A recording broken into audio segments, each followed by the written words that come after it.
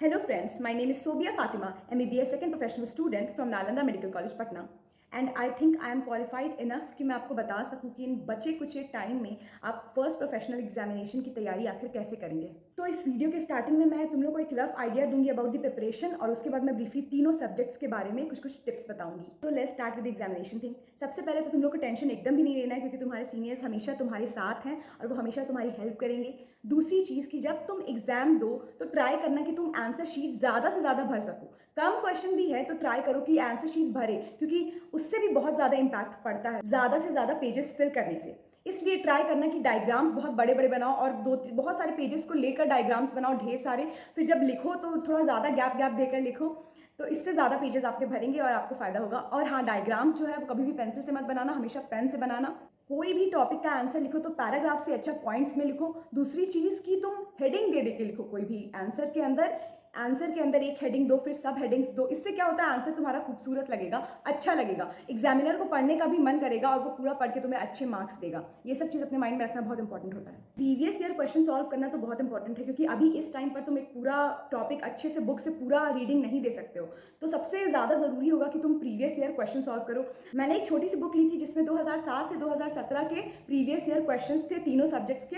वो सीबीएस की एक बुक थी। तुम लोग भी कोई ना कोई बुक ले ही लेना। प्रीवियस ईयर करने से क्या होता है कि तुम्हारा आधा से ज़्यादा जो सिलेबस है इंपॉर्टेंट टॉपिक्स का वो कवर हो जाता है क्योंकि तुम अभी पूरा नहीं पढ़ सकते हो, अभी इंपॉर्टेंट टॉपिक से पढ़ना है। और जब तुम क्वेश्चन सॉल्व करोगे सारा तो तुमको खुद दिखेगा कि कितने क्वेश्चन रिपीट हुए थे और तुम उसको अगर वो सारे क्वेश्चन के आंसर्स तुम बुक से एक बार जाके रीडिंग भी लगा लो और जाके पढ़ लो तो तुम्हारे लिए वो आगे चल के एग्जाम में बहुत ज़्यादा हेल्पफुल होगा। सेकेंड चीज़ जो तुम लोग को करना है वो अगर क्लास में सर कोई इंपॉर्टेंट टॉपिक्स मार्क करवाएं, सीनियर को इंपॉर्टेंट टॉपिक्स मार्क करवाएं या टीचर्स इंपॉर्टेंट क्वेश्चन मतलब लिखवा दिए हैं तो फिर उसके बाद प्रीवियस ईयर सॉल्व करने के बाद तुम लोग वो चीज़ पे जाओ।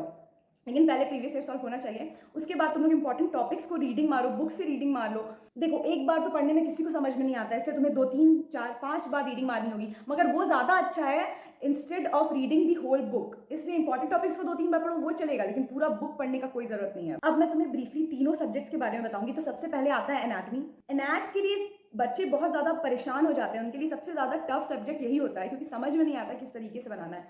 तो एनाट का जब थ्योरी का बात करते हैं तो थ्योरी में एनाट के कोई भी क्वेश्चन रहे उसमें तुमको क्लिनिकल तो लिखना ही है और डायग्राम्स तो बनाने ही हैं। ये दोनों चीज़ मस्ट रखना क्योंकि तुम्हें उसी हिसाब से मार्क्स मिलते हैं। कुछ मार्क्स तुम्हारे क्लिनिकल और डायग्राम्स के लिए ही रख दिए जाते हैं। अगर तुम कितना भी लिख दो, कितने भी पेजेस भर दो, मगर तुम अगर डायग्राम नहीं बना रहे हो, क्लिनिकल नहीं लिखे हो तो फिर तुम्हें पूरा मार्क्स नहीं आएगा। इसलिए कोई भी, जैसे अगर कोई ऑर्गन का है, कोई ऑर्गन हो गया, कोई मसल हो गया, कोई अगर जॉइंट हो गया, उसके बारे में लॉन्ग आंसर टाइप क्वेश्चन आ गया तो तुम्हें उसमें blood supply, nerve supply, insertion, uses, attachments, clinical diagrams, ये सब मेंशन करना है सब हेडिंग्स और हेडिंग्स में। ये एक प्रॉपर तरीका है थ्योरी एग्जाम में अपने आंसर्स लिखने का जो अच्छे से दिखें। फ्लो चार्ट्स बना दो, ट्राई करो कि सब कुछ क्लियर रहे और अच्छा रहे। और डायग्राम प्रैक्टिस तो अभी से करो, ढेर सारा डायग्राम प्रैक्टिस करो। एक एक लॉन्ग आंसर क्वेश्चन में बहुत सारे डायग्राम्स बनाओ अलग अलग पेजेस में। तो मेरे हिसाब से बीडीसी या विश्राम सिंह, जिससे तुमको, जो तुम्हारे पास बुक है जिससे तुमको ज़्यादा हेल्प मिल रहा है, उससे डायग्राम प्रैक्टिस करना शुरू कर दो। एनएट के जो प्रैक्टिकल्स होते हैं वो सबसे ज़्यादा टफ होते हैं, बहुत सारे स्टूडेंट्स को वो बहुत ज़्यादा टफ लगते हैं। तो जब हम सरफेस मार्किंग की बात करते हैं, सरफेस मार्किंग जब पूछा जाता है तो बीडीसी के जितने भी वॉल्यूम है बीडीसी के, उसके एंड सेक्शन में तुम्हारा कुछ 2 3 कुछ पेजेस रहता है जिसमें सरफेस मार्किंग दिया रहता है। तो मेरे हिसाब से प्रैक्टिकल से पहले, अभी से ज़रूरी नहीं, प्रैक्टिकल से कुछ दिन पहले वो पेजेस तो ज़रूर पढ़ लो क्योंकि उससे तुमको सरफेस मार्किंग में बहुत मदद मिलेगी। उसके अलावा जब बोन्स की बात करते हैं तो बोन्स में बहुत बार ऐसा होता है कि टीचर्स खुद से कोई बोन उठा के दे देते हैं या फिर तुमको चूज करने के लिए कहते हैं। तो तुम अब बोलोगे कि हम किस तरीके से पढ़े, सारा तो पढ़ नहीं सकते पूरा डिटेलिंग में। जितने भी इजी बोन्स हैं उनको तो देखना ही है अच्छे से। उसके अलावा 2 3 इंपॉर्टेंट बोन्स तुम पूरा का पूरा प्रिपेयर करके जाओ, चाहे वो फीमर हो, हिप बोन हो, ह्यूमरस हो या फिर ब्रेन का कोई भी एक बोन हो। वो अपने तरीके से तुम 2 3 बोन पूरा कंप्लीटली सही करके जाओ, ताकि जब टीचर्स खुद से भी बोन उठवाते हैं, लेकिन वो कम चांस होता है, लेकिन जब टीचर खुद से बोलते हैं सेलेक्ट करने और तुम वो बोन उठाते हो तो उस टाइम पर अगर तुम गलती करोगे तो तुम ही को भुगतना पड़ेगा। इसलिए मेरे हिसाब से 2 3 बोन को बहुत अच्छे से पढ़ लो। उसके अलावा जितने भी बाकी बचे बोन उन्हें रफली पढ़ लो। रफली कहने का मतलब है कि साइड डिटर्मिनेशन तो आना ही चाहिए, एटलीस्ट आइडेंटिफाई करना तो आना ही चाहिए। जैसे कार्पल बोन्स हो गए, वर्टिब्रा हो गया, ये सब आइडेंटिफाई करना आना चाहिए तुमको कि कौन सा वर्टिब्रा है, कौन सा कार्पल बोन है। ये आइडेंटिफिकेशन के लिए पूछा जाता है। जो भी बोन तुम अच्छे से प्रिपेयर कर रहे हो उसका अटैचमेंट्स और इंसर्शंस मसल्स का तो जरूर देख लेना। और मेरे लिए मैंने जितना भी बोन्स पढ़ा था वो मैंने पढ़ा नहीं था बुक से, मैंने सबकी वीडियोस देखी थी यूट्यूब पे। तो मेरे हिसाब से उससे ज़्यादा दिमाग में जाता है। तुम सारे बोन्स का वीडियोस देखो जो भी तुमको इंपॉर्टेंट लगे, और वही बोन्स का वीडियोस देख देख के खुद से नोट्स बनाओ और फिर उसको 2-3 बार पढ़ो, 2-3 बार वीडियो देखो, 2-3 बार पढ़ो। मैंने तो यही किया था, मुझे लगता है यही सबसे आसान तरीका है, चाहे वो बोन्स हो या फिर कोई भी विसरा हो। विसरा में भी मैंने सिर्फ यूट्यूब के वीडियोस देखे थे और बाद में उससे अपना नोट्स बना लिया था। तो विसरा में चाहे वो हार्ट हो, ब्रेन हो, लंग्स हो, लिवर हो, इसको आइडेंटिफाई करना तो आना चाहिए। जैसे कि तुमको टीचर कोई भी विसरा उठाने कह देंगे, तुम खुद से उठाओगे विसरा। अगर तुम लंग्स उठाए तो तुमसे पूछेंगे किस साइड का लंग्स है, तो साइड डिटर्मिनेशन तो विसरा में भी बहुत इंपॉर्टेंट है। उसके अलावा तुमसे उसका नर्व सप्लाई, ब्लड सप्लाई पूछेंगे। तो जैसा कि मैंने पहले बताया, कोई भी ऑर्गन है तो उसका nerve supply, blood supply, insertion, attachment, ये सब तो जानना ही जानना है, और इंपॉर्टेंट विसराज का तो जानना ही जानना है। और ये सब चीज़ें तुम्हें स्पॉटिंग में भी हेल्प करती हैं। स्पॉटिंग में क्या रहता है, स्पॉटिंग में कुछ कुछ विसराज रहता है, कहीं पे एक फ्लैग लगा देगा, बोलेगा ये कौन सा एरिया है, इसका नाम बताओ। कोई बोन है, बोन में चौक से मार्क कर देगा, बोलेगा यहाँ पे अटैचमेंट बताओ, ये कौन सा, ये इस बोन का साइड डिटर्मिनेशन बताओ। स्पेशली कार्पल बोन्स में टैलेस ये सब रख देता है। तो तुमको बोन्स और विसरा स्पॉटिंग में भी हेल्प करेगा। और क्या रहेगा स्पॉटिंग में, तुमको आर्म का पोर्शन दे देगा और कोई मसल पे फ्लैग लगा के बोलेगा ये कौन सा मसल है, या फिर ये मसल का क्या क्या यूजेस है, हाँ ये सब पूछ सकता है। तो क्योंकि स्पॉटिंग में बहुत कम टाइम मिलता है एक जगह पर, तो बहुत बार तो हम लोग कंफ्यूज हो जाते हैं। बहुत बार ऐसा होता है कि आता हुआ क्वेश्चन नहीं कर पाते हैं। जैसे अगर कोई बोन रखा है, उसका साइड डिटर्मिनेशन, तो जितना देर में हम पकड़ेंगे साइड डिटर्मिनेशन करने के लिए देखेंगे, उतना देर में तो टाइम ही चला जाता है। तो ये सब स्पॉटिंग में अपने आप को बहुत ज़्यादा ही अटेंटिव रखना है और तुरंत तुरंत देखना है, अच्छा ये बोन मैंने पढ़ा था तो इसका ये तुरंत तुरंत से आंसर लिख के आगे बढ़ना है। बहुत बार इसमें रॉन्ग भी होता है और बहुत बार किस्मत अच्छी रही तो अच्छा भी चला जाता है। ये इस पे डिपेंड करता है कि तुम्हारा जो तुम पढ़े थे उसमें से कितना आ गया है। तुमको हर लिम्ब के एटलीस्ट मसल्स के नाम तो याद रहने चाहिए, भले उसको डीपली तुम नहीं पढ़ो, मगर तुमको नाम याद रहने चाहिए। देखो हेमैट अगर तुम लोग अच्छे से नहीं पढ़े थे, पहले नहीं ध्यान दिए थे, तो उससे उतना टेंशन लेने की जरूरत नहीं है। जब भी तुम्हारा हेमैट का एग्जाम होगा तो तुम उसके पहले सारे, मतलब कुछ घंटे पहले सारे स्लाइड्स को एक बार रफी देख लेना। तो अगर तुम कुछ घंटे पहले ही ध्यान से अगर सारे स्लाइड्स को एक बार देख लोगे तो तुमको इतना तो आइडिया हो ही जाएगा डिफरेंसेस का कि कौन सा स्लाइड है। मगर हाँ, एक मास्टर स्लाइड भी तुमको मिलेगा जिसको तुमको अच्छे से डिटेलिंग से डायग्राम बनाना है और जिसके बारे में लिखना है। तो तुमको वहीं पे तो प्रॉब्लम हो जाती है। तुम अगर वो स्लाइड को अच्छे से नहीं पढ़े होगे तो तुमको आइडेंटिफाई तो तुम फिर भी कर लोगे, लेकिन तुम उसके अलावा ज़्यादा नहीं कर पाओगे। तो इसमें क्या करना है, कुछ 3-4 स्लाइड्स जो इंपॉर्टेंट है, जैसे मुझे लिवर का आया था, लिवर मिला था, तो मेरे लिए ईजी हो गया था क्योंकि मैंने वो पार्ट पढ़ा हुआ था। तो इसलिए तुम 3-4 कोई स्लाइड्स को बहुत अच्छे से कर लेना। उसके बाद अगर तुम नहीं भी किए हो, तुमको कोई स्लाइड मिल गया है और डायग्राम बनाने बोला जाए तो तुम ध्यान से देखना, जिस हिसाब का वो दिखेगा उसी हिसाब से उसी को देख के डायग्राम बना देना। सबसे इंपॉर्टेंट तो ये होता है कि तुम आइडेंटिफाई कर लो। उसके बाद तुम खुद से भी कुछ याद करके कि अच्छा इसका ऐसा हिस्ट्री का डायग्राम बनता था, वो तो कर ही लोगे, बट आइडेंटिफिकेशन सबसे ज़्यादा इंपॉर्टेंट है। अब हम बात करेंगे न्यूरो एनाट की, क्योंकि न्यूरो एनाट में स्टूडेंट्स बहुत ज़्यादा, न्यूरो एनाट बहुत स्टूडेंट्स को बोरिंग लगता है, तो उसमें अच्छे से प्रिपरेशन नहीं कर पाते हैं।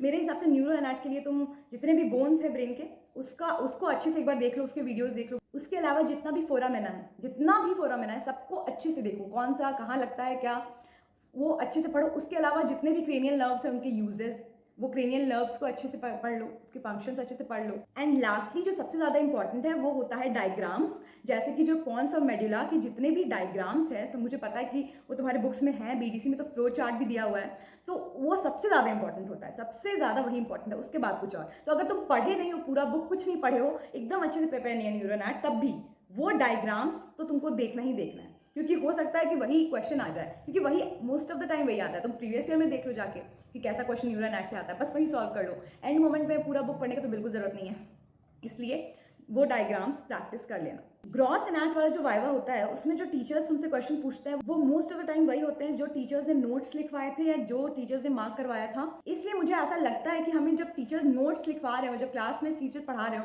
तो साथ साथ नोट्स भी लिखते रहना चाहिए और उस नोट्स को रिवाइज करना चाहिए। वो भी एक हद तक बहुत हेल्पफुल होता है।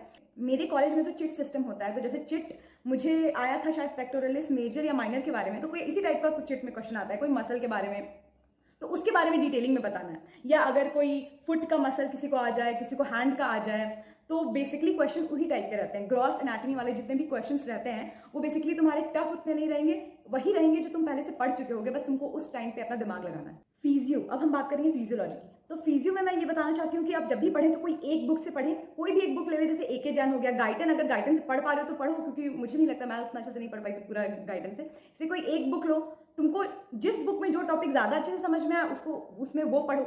लेकिन फिर मैं बता रही हूँ कि जैसे अभी कम टाइम बचा है तो अभी पहले प्रीवियस ईयर क्वेश्चंस देखो, वो क्वेश्चंस देखो, नहीं आ रहा उसका आंसर तुम बुक में ढूंढो, उसको 2-3 बार रिवाइज करो, इंपॉर्टेंट टॉपिक्स देखो, उसको 2-3 बार रिवाइज करो, पूरा बुक नहीं पढ़ना है। फिजियो में ज़्यादा टेंशन लेने की ज़रूरत नहीं है, फिजियो का थ्योरी ऐसे ही चला जाता है, लेकिन हाँ कभी कभी ऐसा 1-2 क्वेश्चन तुमको आ जाएगा अचानक से जो तुमको लगेगा तुम नहीं पढ़े थे। जैसे मेरे यूनी में शॉक पूछ दिया था, जो मोस्ट ऑफ द स्टूडेंट्स नहीं पढ़े हुए थे। तो ये सब 2-3 केसेस होती हैं जो प्रॉब्लमेटिक होती हैं, वरना most of the time physio उतना परेशान नहीं करता है।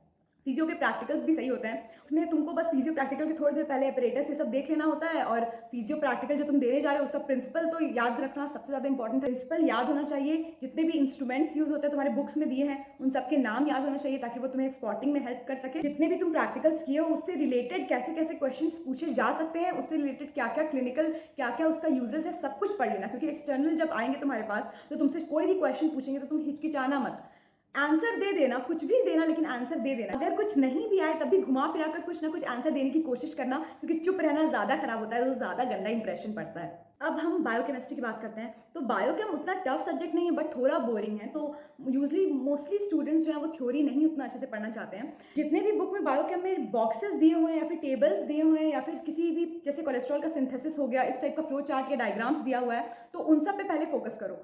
रीडिंग करने से अच्छा है तुम वो सब को पढ़ो, बुक से पढ़ो भी और फिर 2-3 बार प्रैक्टिस करो, क्योंकि प्रीवियस ईयर क्वेश्चन और इंपॉर्टेंट टॉपिक्स तो मैंने बोल ही दिया, ये तो हर सब्जेक्ट के लिए इंपॉर्टेंट है। उसके अलावा बायोकेम में तुम्हें एक्स्ट्रा फोकस देना है, अगर अच्छा मार्क्स लाना है तो तुम्हें चैप्टर रीडिंग तो देनी पड़ेगी, मगर हाँ अगर सिर्फ पास होना है तो उसके लिए तुम्हें इंपॉर्टेंट टॉपिक्स और प्रीवियस ईयर क्वेश्चन भी चल जाएंगे। मगर हाँ ये नहीं कि इंपॉर्टेंट टॉपिक्स और प्रीवियस ईयर क्वेश्चन देखे उसको सॉल्व किए लेकिन एग्जाम टाइम भूल गए, तो इस तरीके से नहीं करना है। अगर पढ़ रहे हो तुम कुछ ही चीज़ तो उसको इतना अच्छे से पढ़ना है कि एग्जैक्टली तुम इन आंसर में वैसा लिखो, और आंसर को तुम प्रिसाइज करने की कोशिश मत करो कि इतने कम वर्ड्स में चाहे मैं सब कुछ लिख दूंगा।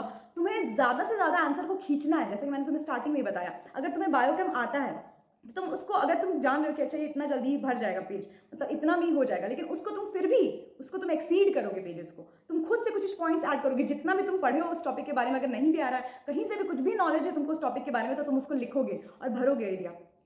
जहाँ तक बायोकेम प्रैक्टिकल की बात है तो तुमको टेस्ट ट्यूब आइडेंटिफाई करना आना चाहिए। वाइवा में सबसे पहले टीचर्स यही पूछते हैं कि ये जो टेस्ट ट्यूब है इसमें जो रिएक्शन है तुमको वो रिएक्शन बताना है, तुमको आइडेंटिफिकेशन आना चाहिए। उसके बाद तो तुमको प्रोसीजर, प्रिंसिपल ये सब पूछेंगे ही टीचर। उसके बाद उसी प्रिंसिपल प्रोसीजर से उसके यूजेस से कोई एक तुम्हारा टॉपिक आ जाएगा, फिर उससे वो फर्दर उससे क्वेश्चंस पूछने लगेंगे।